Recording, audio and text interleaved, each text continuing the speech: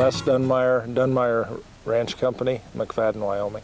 Why have you decided to purchase Lucky 7 Angus Bulls? Well, we bought, the first sale Jim ever had, we bought one.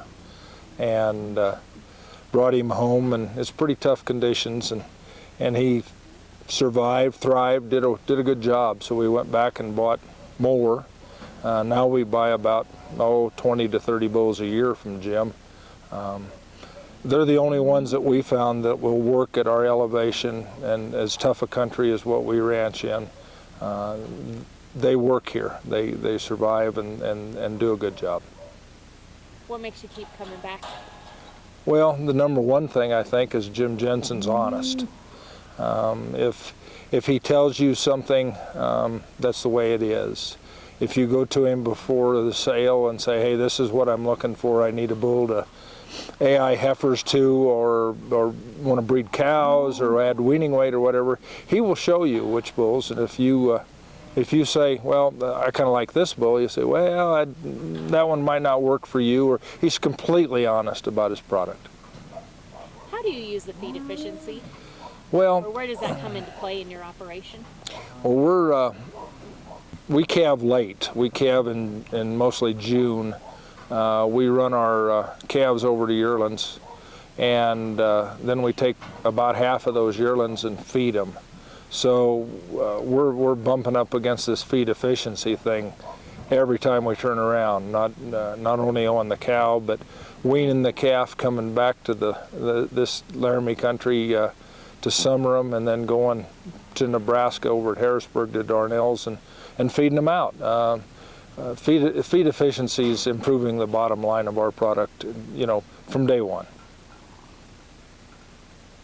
What would you tell someone who's coming to see Lucky 7 Bulls for the first time? Do your homework, talk to Jim in advance, and when you get there, it's a completely different situation, because there's no fat bulls, there's no pampered bulls, there's no clipped bulls.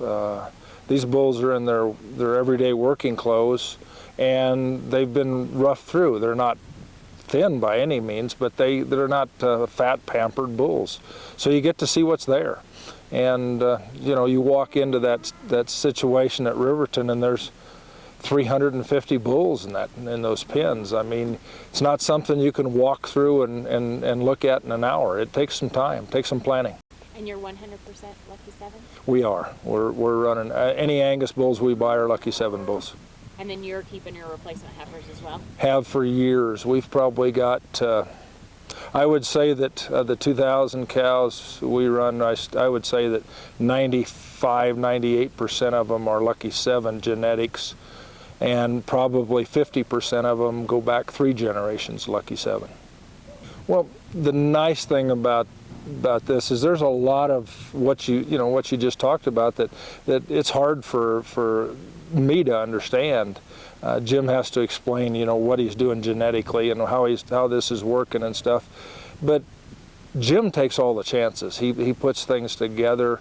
He's buying and raising herd bulls and crossing them on his cows, and he's taking all the chances with that. When we get the bulls, when we get the finished product, you pretty much know they're going to work. Do you find you top the market or get a premium because you're Lucky 7 genetics at sale time? Whenever we sell our yearling steers off of grass, one of the things that the auctioneers, that the sales management people talk about is these are Lucky 7 genetics. These are feed efficient cattle, and I think that we sure get to the top end of the sale. Probably the most important thing is anybody that's bought them in the past comes back and wants to try to buy them again.